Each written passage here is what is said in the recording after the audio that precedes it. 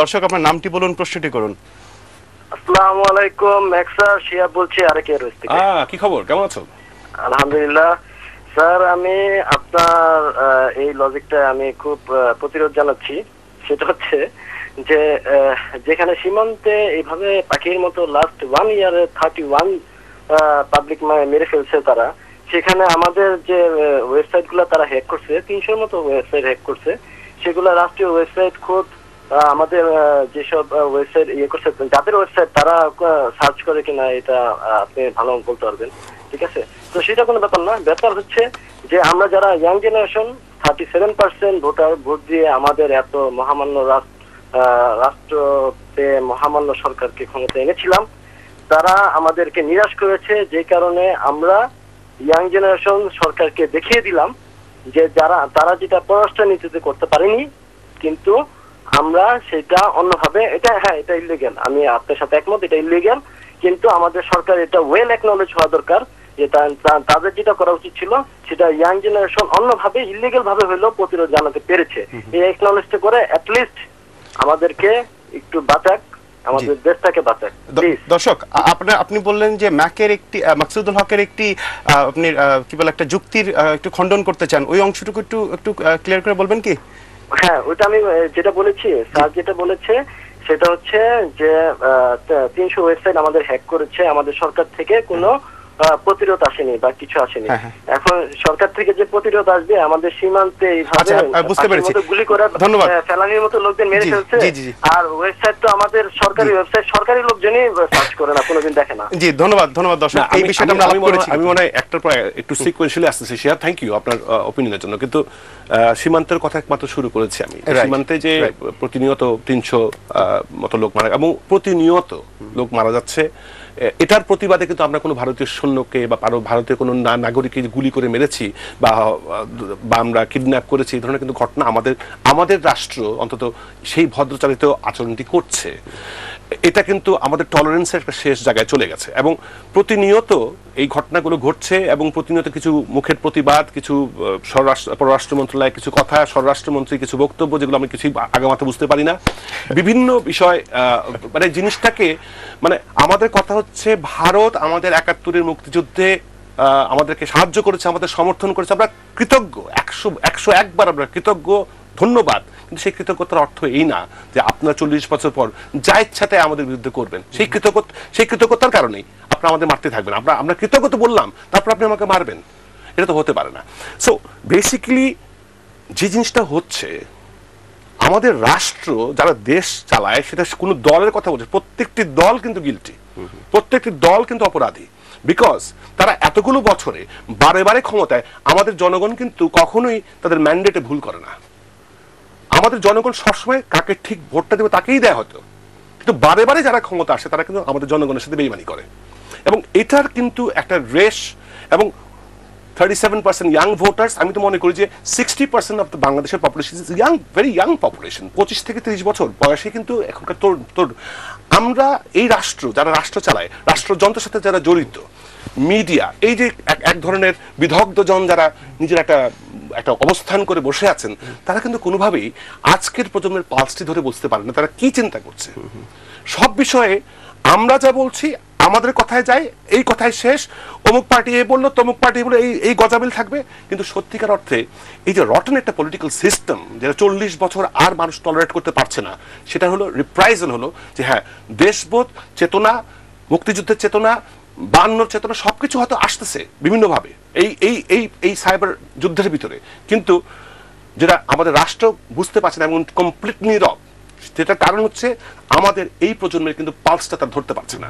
তারা বুঝতে পারছে না যে এই প্রজন্মই আগামীর কিন্তু ক্ষমতায় আসবে, আর তারা কিন্তু এইভাবে, এই যে আমরা বেহায়াপনা, আমরা যে মাথা নত করে বারে বারেই ভারতের কাছে মেনে নিচ্ছি, এটা তারা অ্যাকসেপ্ট করবে না। আমার মনে হয় এই প্রজন্ম করবে না। এটা হচ্ছে নীরবে একটি প্রজন্মের বিদ্রোহ ঘটছে, এবং বিদ্রোহ আগুন কিন্তু জ্বলছে, সেই আগুনের ধোঁয়াও কিন্তু চলে গেছে, কিন্তু আমাদের চোখে এখনো ধোঁয়া আসেনি, এখনো আসেনি। আমার মনে হয় সেদিন আসবে।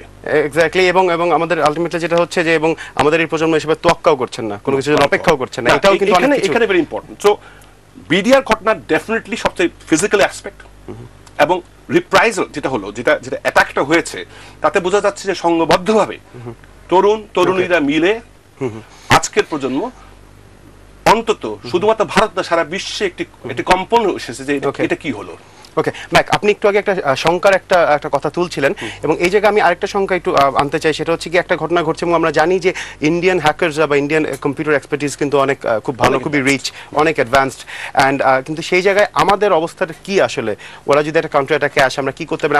আমার শঙ্কাটা সেই জায়গায় এবং আপনার বক্তব্যটা জানার আগে ম্যাক আমরা খালি একটু বেসিক একটা জানতে চাই। আমাদের এই অনুষ্ঠানে হ্যাকার, একজন সাবেক হ্যাকার কোড রেড, উনি এসেছিলেন আমাদের অনুষ্ঠানে এবং উনি আমাদের সাথে এই মুহূর্তে ফোনে আছেন। উনি তার পরিচয় জানতে চায় না, তার কাছ থেকে আমরা একটু জেনে নিতে চাই যে কি অবস্থা আমাদের বর্তমান ইন্টারনেটের আমাদের ওয়েবসাইটগুলো।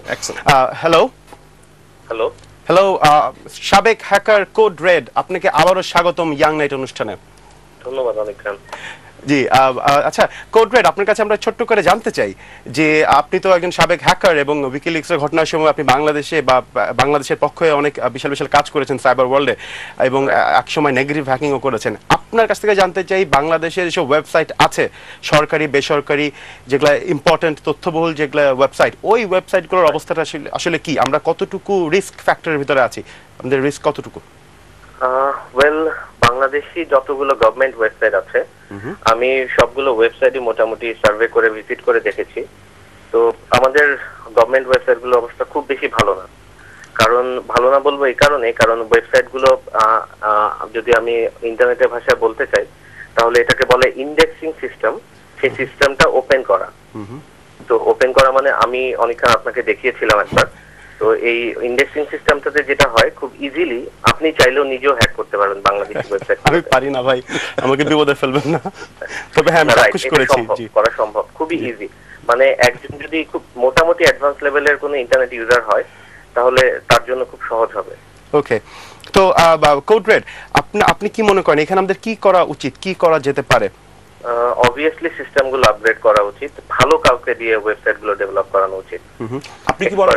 আমার একটু রেড কোড হ্যালো, আপনাকে আমার প্রশ্নটা হচ্ছে যে আপনার এক্সপিরিয়েন্স যেটা আমি প্রচন্ড ভ্যালু করছি, আপনার কি ধারণা যেদিকে আমরা এখন আলোচনা আসতেছি, যদি একটা ম্যাসিভ ইন্ডিয়ান কাউন্টার অ্যাটাক হয় সেটাকে রেজিস্ট করার মতো আপনাদের ক্ষমতা আছে বা আমাদের দেশের সেই তরুণদের ভিতরে যারা গোপনে এই কাজটা করছে তাদের সেই ক্ষমতা আছে টু রেজিস্ট ইট? আপনার কি মনে হয়? সত্যিকার অর্থে বলতে গেলে আমার কাছে মনে হচ্ছে বাংলাদেশি হ্যাকারদের সেই ক্ষমতাটা নেই। আচ্ছা, একদমই নেই। মানে কারেন্টলি যারা কাজ করছেন আমি তাদের যতটুকু দেখলাম হ্যাকার এক্সপেরিয়েন্স মানে তাদের এক্সপার্টিস অনেক ভালো, কিন্তু তাদের আরো আপডেট হওয়া উচিত। আমার কাছে অনেক নুব মনে হয়েছে তাদেরকে। আচ্ছা, এটা কি আপনি ডিডস এর কারণে বলছেন যে তারা বারবার একই ডিডসটা ইউজ করছে, এই সেই মানে এখানে পাবলিক অনেককে যোগ দিতে হচ্ছে এই কারণে? কারণ একটু আগে ম্যাক যেটা বললো তারা কিন্তু মূলত ডিফেস করেছে, তারা কিন্তু আসলে ওইভাবে করে সার্ভার ডাউন করে দেবে এই ধরনের কোনো উদ্দেশ্য ছিল না। তারা যেটা ইউজ করছে, তারা দুটো সিস্টেম ইউজ করছে, একটা হচ্ছে ডিটিই আর একটা ডিএনএন। তো এই দুটোই হচ্ছে গুগল ড্রপ সিস্টেম। হ্যাঁ, যেটা হচ্ছে যে কেউ চাইলে গুগলে কিছু সিস্টেম আছে অ্যাডভান্স স্টাইলে সার্চ করে সেই সিস্টেমগুলো পাওয়া যায়। তো এটা আসলে এক্সপার্টিস লেভেলের না। আচ্ছা, ওকে, তো তার মানে আপনিও এই সংখ্যাটা করছেন কোড রেড যে আমরা একটি বিপদে পড়লেও পড়তে পারি, আমাদের সচেতন হতে হবে। সম্ভাবনা খুব বেশি। ওকে ম্যাক, আপনি কি আর কোনো প্রশ্ন? Thank you very much code red, thanks for joining us. আমার এই বিষয়টা আর কি সবচেয়ে বড় সংখ্যা। আমি যতটুকু আমি কিন্তু টেকনোফোবিয়াতে ভুগি, আমি কিন্তু টেকনো সার্ভি না, আমি এত ভিতরে কিছু জানি না আসলে সত্যি কথা। আমি শুধু জানি কি করে ইমেল করতে হয়, আমি বুঝতে পারি how to work system works, এর বাইরে আমার কিন্তু করার কিছু নেই। তো আমার যেটা দেখেছি যে হ্যাকিং এর যেগুলো পদ্ধতি আমরা করেছি এগুলো কিন্তু না অল অ্যাভেলেবল ইন্টারনেটে, সব হ্যাকিং এর কিন্তু টিউটোরিয়ালস কিন্তু শত শত পাওয়া যাচ্ছে এবং সেই টিউটোরিয়ালস গুলো দেখে কিন্তু আমাদের সবাই কিন্তু, এবং টিউটোরিয়ালসে দেখতাম যে দুই একজন বলছে যে হ্যাঁ করলাম, এই তো হয়ে গেল গন। তো এটা তো what is available in open source is definitely not secure.